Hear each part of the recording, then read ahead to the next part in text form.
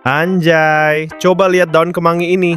Semulus ini, besar dan gak alot. Musim hujan ataupun kemarau aman-aman aja. Rahasianya ada di pemupukan. Ini kombinasi paling mantap. Kocor NPK Sprinter seminggu sekali dengan dosis 2 gram per liter. Spray magnesium dengan dosis 5 gram per liter.